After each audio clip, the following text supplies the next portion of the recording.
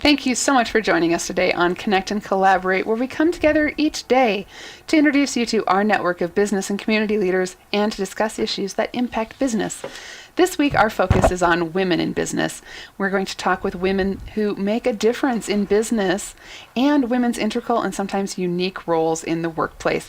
Today, we are connecting with the Latino Leadership Institute, and I have Joelle Martinez joining me today, and I'm so happy to have you back. We've had you on kind of each year as we're leading. Well, actually, so this is the second annual Colorado Latino Hall of Fame coming up on Friday. Right. Well, thanks again, Tammy, for having us. It's We're always happy a treat to come in and just connect and catch up a bit on the work we're doing. Absolutely.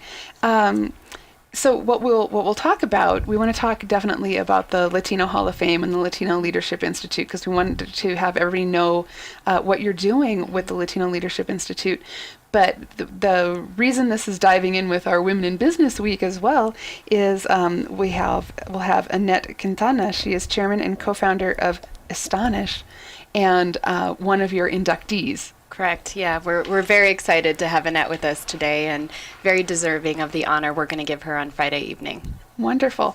So, Joelle, tell us how the Latino Leadership Institute is progressing, kind of where you started and where you are now.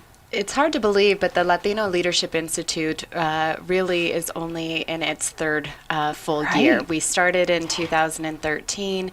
It was founded by a group of visionary Latino leaders here in Colorado, the Honorable Federico Pena, businessman Tim Marquez, and Marco Abarca, and a group of others.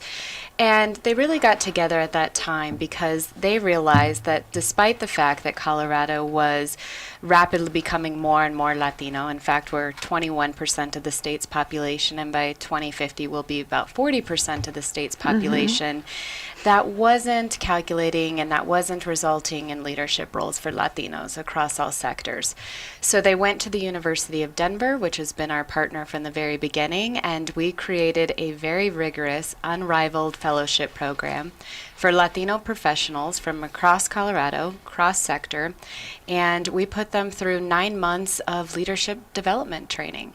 Everything from understanding how our culture and our identity can impact our confidence to just this last weekend we did public presence and public speaking and even an etiquette dinner this last weekend. Oh, wonderful. Really getting them prepared for elevated leadership roles. On average, they come to us with about 15 years of professional experience. So this is truly the best talent that Colorado has to offer.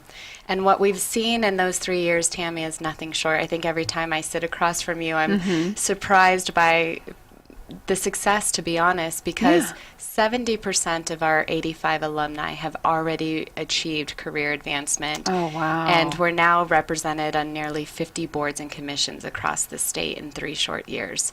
So for us at the LLI, it has been truly a labor of love, but also almost immediate success. Well, yeah, I was going to say, how exciting to meet the goals that you set out for, and in such a short time. It's wonderful. I think it speaks volumes for not only the need of the LLI. I think as we meet with more and more companies and corporations, they all start with that same line, well, we'd love to have more Latinos in leadership. We just don't know where to find them. Right. And so the LLI has truly become a turnkey operation to be the conduit between their need for talent and our ability to produce some of the best talent that Colorado has to offer. Right. It's wonderful. It's providing direction on both sides of it. Correct. Yeah. Absolutely. Yeah. Really serving that bridge to the path of opportunity. Okay. Joelle, would you please introduce Annette for us? Yeah, I'd be more than honored to. So I've actually known Annette Quintana for many years. I have been a long admirer of her work. She would come and speak to different chambers of commerce and women's organizations.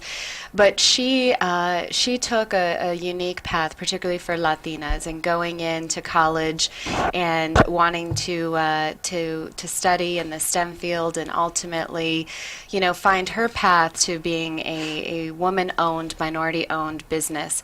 Her work in IT makes her unique, but truly being a national and global consultant has really elevated her role in business, and is truly one of the few Latina business owners that I know of that has not only achieved success for her company, but maintains a commitment to giving back to community. And I think it's why we are so honored to recognize her contributions to not only business, but honestly to philanthropy and community leadership as well. Thank you so much, Joelle. That was very complimentary. That's a wonderful introduction, and it seems that you have lived up to it. So we welcome you, and thanks so much for joining us today. Thank you. So we've talked a little about the background of the Latino Leadership Institute, and now tell us a little bit about the Hall of Fame, as Annette will be one of your inductees this Friday. So as we mentioned earlier in the show, this is our second annual Latino Hall of Fame. We started the Latino Hall of Fame because we see leadership truly as a continuum, that to have a better idea of what our future is going to look like, we need to pay honor and learn from those that have truly lit the path for us to even be in these roles. So in our second year, we've gone bigger and better. Now we've changed locations, and in front of 500 guests, we'll induct our next class of Hall of Fame honorees. And Annette's category is for business, science, innovation, and technology. And along that, we also have an arts, entertainment, media, public service, community service, and philanthropy. We have an Unsung Hero Award and also our Legacy Award, which this year will go to Dolores and Felipe Baca, who actually founded the town of Trinidad, and Baca County is actually named after them. Oh, wow. The point of the Hall of Fame is to tell these stories, to learn from them, and to inspire new generations of Latino leaders. Wonderful. Thank you so much, Joelle. And we're going to take a break in a few seconds here. When we'll come back, we'll talk about Latino leadership in business, why that matters, and Annette will tell us about her role, I'm sure, in creating her business and developing it and growing it and all that time. So you're listening to Connect and Collaborate, the voice of the Colorado Business Roundtable. We will be back with more as we kick off our Women in Business Week, and today we're featuring the Latino Leadership Institute. Stay with us. We will have more when we come back.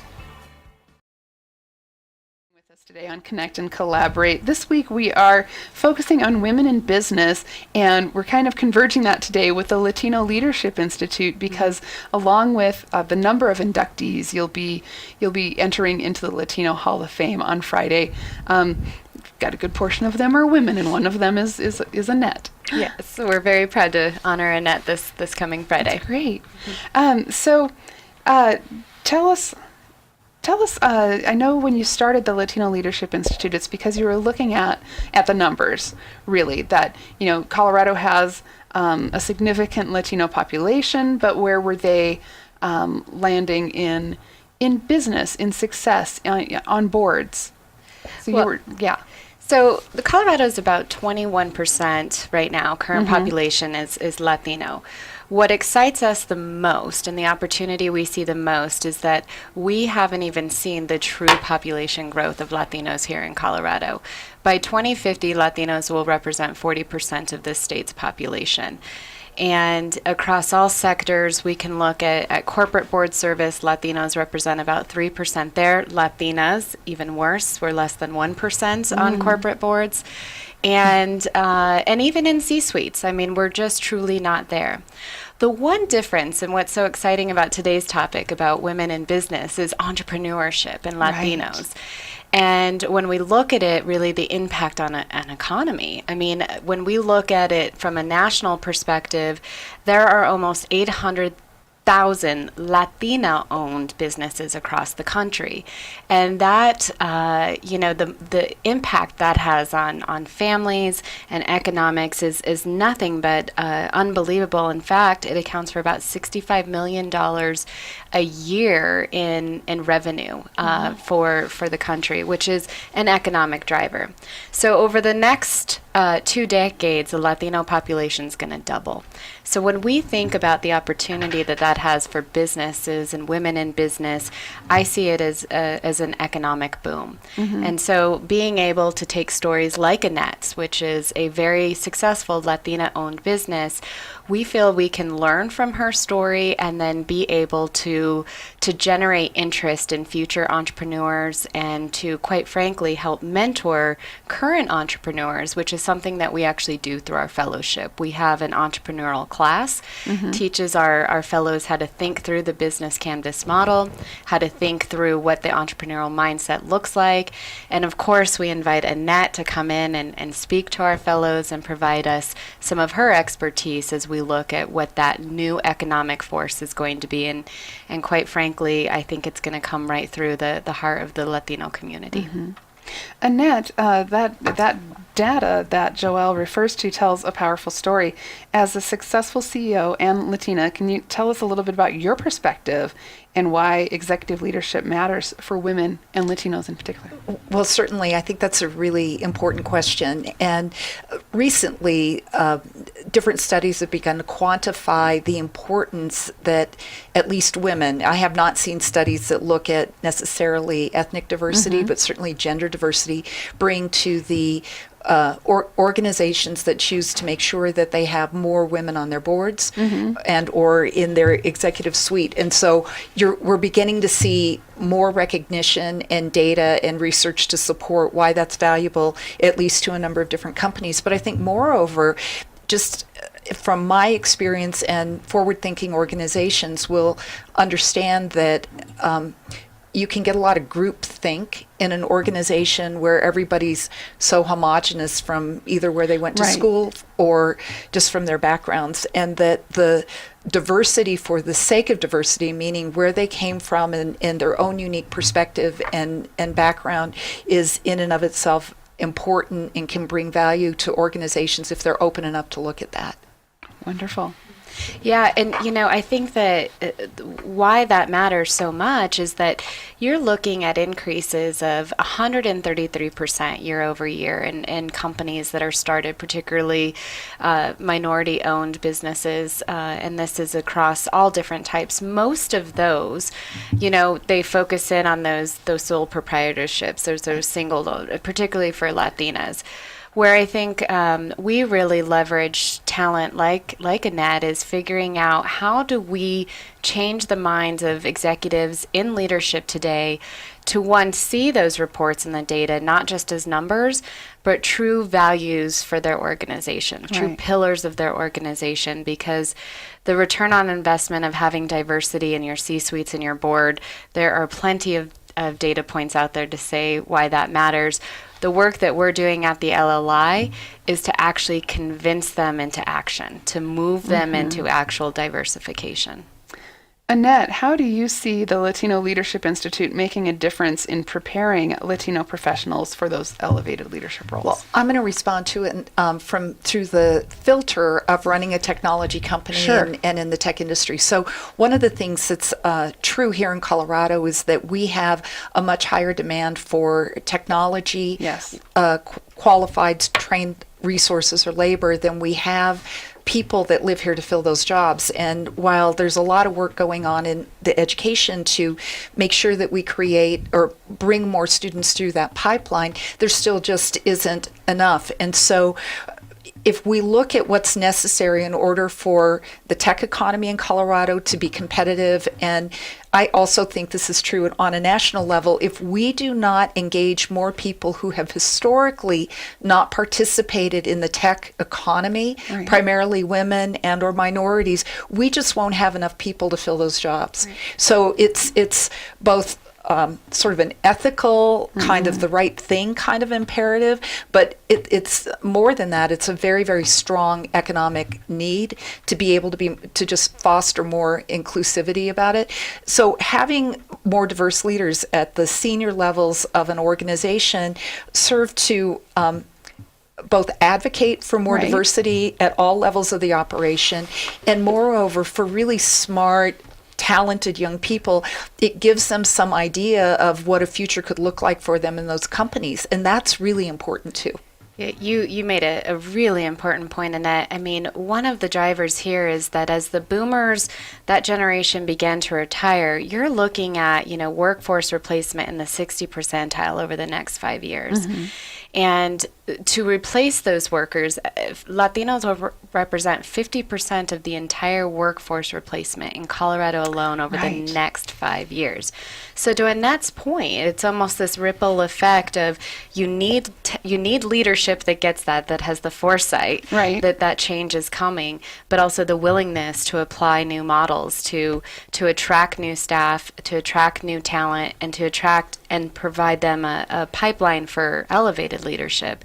And I especially here in Colorado with the tech being so high, it's critically important, to make sure we're not only getting people engaged in STEM and making sure that they look at that as a career path, but that we tell the stories of the Annettes of the world, because Annette's story will inspire a new generation of Latinas who get interested in tech and technology and science and engineering, and that's why the work we do at through the Hall of Fame is so important.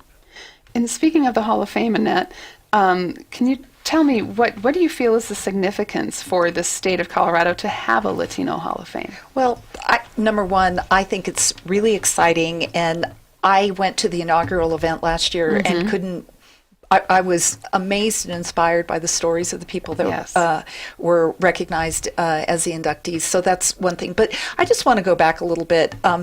Latinos, Hispanics have been part of the history of this part of the nation going back to the early 1600s. So to finally have an organization that recognizes and highlights those contributions, I think is fabulous and amazing and quite visionary.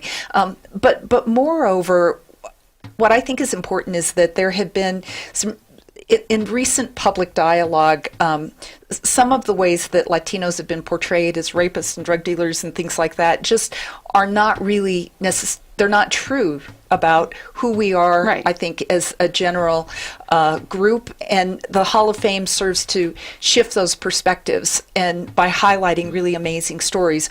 But I also think that it's not really just about Latino or Hispanic stories. They're about American stories.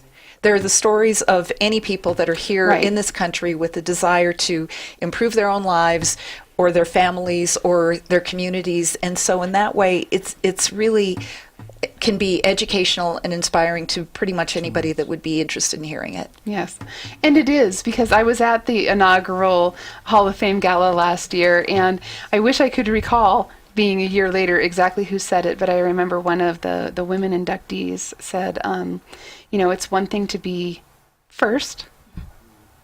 It's so poignant that I'm already getting choked up. It's one thing to be first, but then you have to turn around and lead the way for the next. And I will actually, we have to attribute that correctly. It was actually my grandmother who was the first Latina. I knew it was you that said elected to the Denver City Council. She was the first Latina president of the Denver City Council. And on her final day of City Council, she said that. She said, it is always important for us to break down barriers. We need to make sure that we're not only cracking the glass ceiling, but truly, as Annette has done, shatter it in so many ways.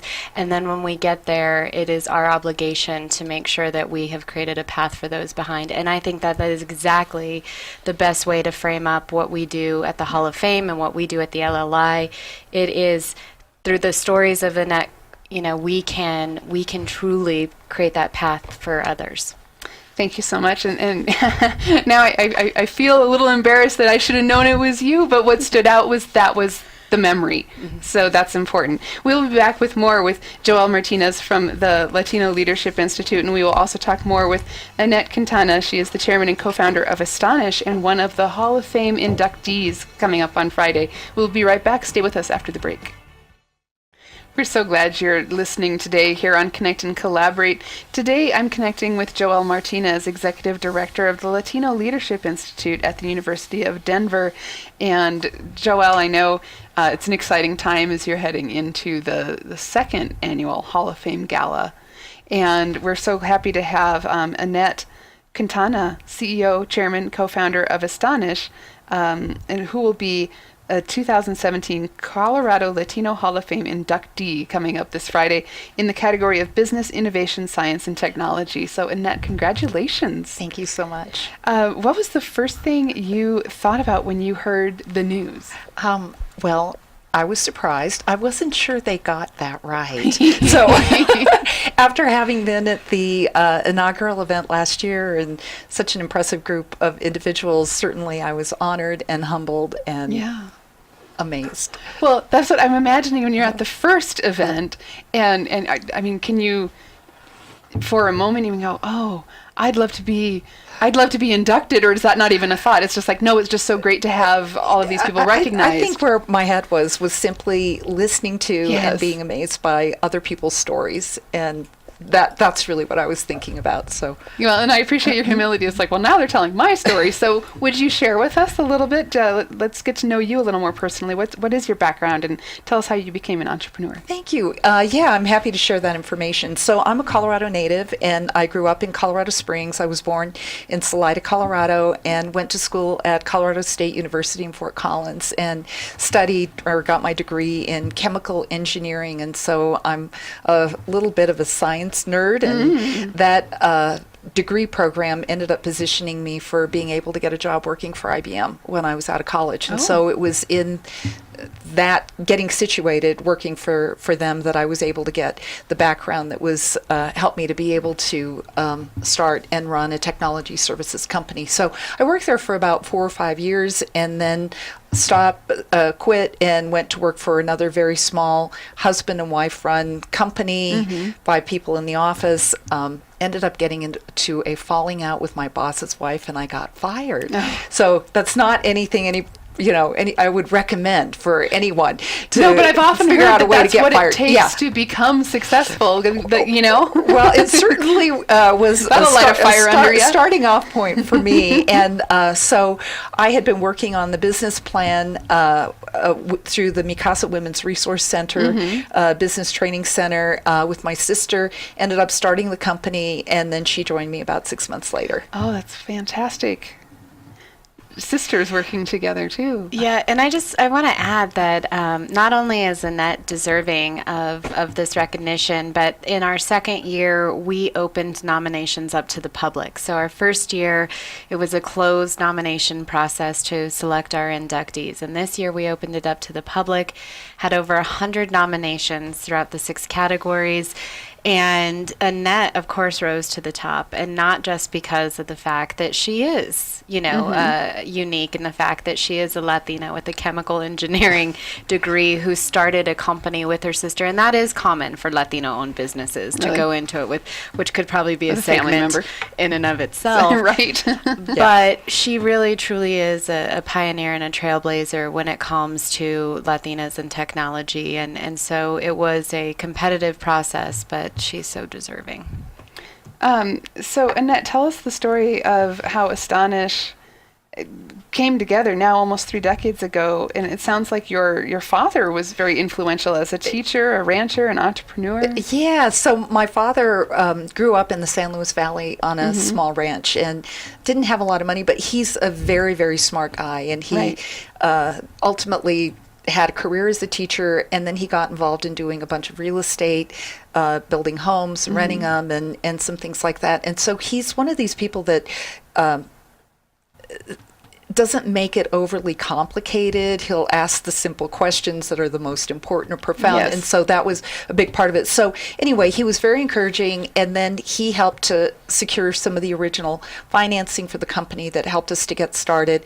And when I was thinking about what to do, I was also applying to law school and some other things, and he gave me what I thought was some really important advice for anybody who's thinking about doing something risky. And at the time, he asked me to think about what I had to lose. And this is the kind of thing that your parents do in a way that makes you really kind of feel uncomfortable, where they go, well, you're not married and you don't have any children and you're unemployed. And translation, are you sure that it would really be much worse if, this thing didn't work out? Right. And then I said, yeah, well, but I'm thinking about going to law school. And then he said, well, even if you started your own business and it didn't work out, I would encourage you to think about whatever money you spent and lost as tuition. And it was a really interesting perspective, because what he was challenging me to do was to think about, well, what's your worst case scenario? Right. And can you live with that? And I think for anybody that's thinking about doing something risky, that's a really important question to consider. That it's enlightening. I love that. It's kind of that school of hard knocks, and that is an education. Yes, and there's also a really important psychological part of that, and that is that fear of failure in particular can be burdening on one hand, or outright paralyzing. It can be the reason people don't take action. And so if by asking these questions you can neutralize a lot of what that fear might be, right, it helps you to be just simply much more courageous, more confident. And you look more at the facts and the real risk, and not the fear. Yes, and it just helps you to be more optimistic, which is also really important if you're going to be doing something new. Oh, that's fantastic. I love your father's influence on that. Sounds a little like mine. So all these years later, how have you stayed relevant and consistent in such a rapidly changing industry? That's a really good question. So our company, as a baseline, is a technology services company. So we don't really resell hardware and other things. So it's all about how we provide support. And over 25 years, in a lot of ways, it's felt like about every 5 years I have to start a different company, in part because it feels like the technology cycles are such that they renew or refresh or change significantly about every 5 to 7 years. So we started as an IT staffing company, and that is helping organizations to find really great technical talent to meet their needs. And we still do some of that for some really great clients. But over the years, we've morph so that we do the management of IT infrastructure. So one of our customers, by example, is the state of Colorado, all of the parks. So if you go into any one of the 42 parks in the state of Colorado, all over the place, we're involved in managing and supporting their infrastructure. And then we do other IT-related high-end voice systems. And so a big part of simply keeping current is to both keep an eye and an ear to your customers, really listen to what they need, and also to continue to be educated in what's changing and what's new in technology. So for us now, it's looking at ways that we integrate cloud technology into the support models for our customers, as well as making sure that our team is smarter every day around cybersecurity as another really important feature of what any IT support company would need to do today. Oh, that's fascinating. It sounds like you'd have to kind of reinvent yourself over and over again. Yes. Yeah. I think one of as I said, Annette, we've asked her to come and talk to our fellows on several times, but I think one of the things I get from Annette is just how isolating it can be, and how, particularly for a woman in IT, a woman CEO, a Latina CEO, and she's always so good about opening up her experience. In fact, she serves as a mentor for some of our fellows, and in fact, we were just talking, one of her mentees is now on staff at the LLI, but I think that it can be a very isolating experience being one of the few, and Annette's so good about telling that story and making sure that she provides some support for others that are in this similar situation. Oh, definitely. It's an inspiring story all around. We are going to be back with one more segment after this break. We're going to continue with the Latino Leadership Institute. We're talking with Joelle Martinez, Executive Director of the LLI, and Annette Quintana, CEO, Chairman, and co-founder of Istonish, and an inductee in the Latino Hall of Fame. We're so glad you're staying with us for Connect and Collaborate today. And today we are focusing on women in business with a nice little side trip through the Latino Leadership Institute. We're happy to have Joelle Martinez, Director of the Latino Leadership Institute at the University of Denver with us, along with Annette Quintana, CEO, Chairman, and Founder of Istonish. And Annette will be an inductee this Friday for the 2017 Latino Leadership Hall of Fame Gala. Right. Annette, it's so wonderful to have you here. Thank you. So, as you've been very open about your intention to hire and have a diverse staff of IT experts, I suppose that's part of your experience, but how would you say diversity and inclusion contribute to Astonish's bottom line and your reputation? Well, I'm going to just begin by answering that to talk about why it's important in the Sure. tech industry. So one of the studies I had seen fairly recently talked about some 40% of our Fortune 500 companies being founded or run by first or second generation immigrants. And so if you think of Sergey Brin, who's one of the founders of Google, or even Steve Jobs from Apple, those are some of the shining examples of American companies.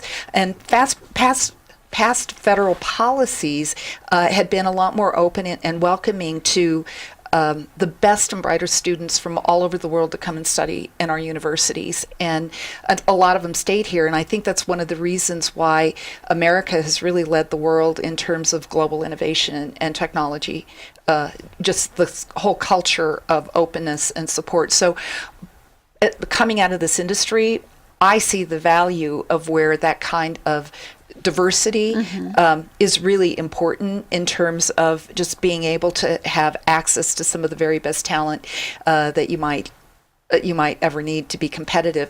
In my own organization, 4 out of the 7 people on the executive team are diverse, and we have about 20% of our internal employees are Latino employees. And so we see that as value to both our company and to our customers, mostly because we feel that we need to be as open and inclusive as possible if we're going to be able to be competitive. Oh, wonderful. Joelle, in our first segment today, you talked about how the work at the Latino Leadership Institute is spearheading around partnerships with companies and organizations. Can you tell us a little bit more about the depth of that work and what that looks like? So we, being in our third year, had so much success in preparing our Latino fellows. And, we're at 85 alumni graduated through the program. 70% of those alumni have already achieved career advancement, and we're now represented on nearly 50 boards and commissions throughout the state, including our first corporate board appointment. And so it's a perfect example of good, strong strategic partnership. Belco Credit Union was, had the foresight and insight to really diversify their board. We happened to get connected with Belco during that process, and were able to help secure one of our alumna to go through their onboarding and is now serving on the board of directors. Belco now serves as one of our big strategic partners, and not only identifying talent internally through their organization that can participate in the fellowship, but also looking at how we can take their level of expertise in financial services and provide services to the broader Latino community, truly serving as a conduit to that community for them. And we also realized through our experience with Belco and really leading up to it that if we weren't having those same conversations we were having with Belco with all organizations, then eventually we were going to hit a wall of success, to be honest. We were going to identify and prepare and get these alumni ready for elevated leadership service, and then we wouldn't have the access and the companies ready to receive them. So this year we launched what we call the Impact Initiative, which are 3 areas of work that's in addition to our fellowship and, quite frankly, in addition to the Hall of Fame. We do leadership seminars, so learning and taking from our curriculum, which is unique and really has proven that it has high impact. We take bits and pieces of our curriculum and actually package them for presentations for companies and organizations, both private and public. So we'll be going in just a few weeks to do some training even for the Adams 12 executive team. So even schools can benefit from our curriculum because we realize that our expertise is really getting the mindset ready for those in leadership today to prepare for tomorrow's leaders.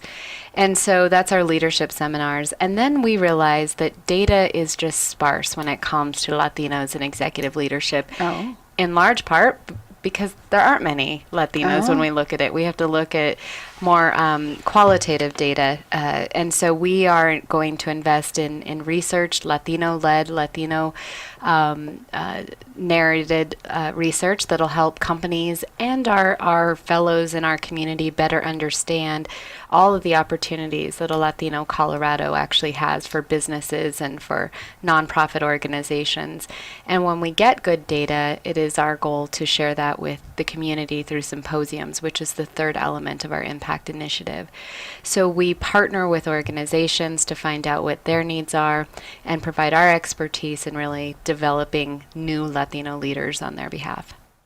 And can you tell me also about some of the specific partners and why that matters for a CEO or a company president like Annette?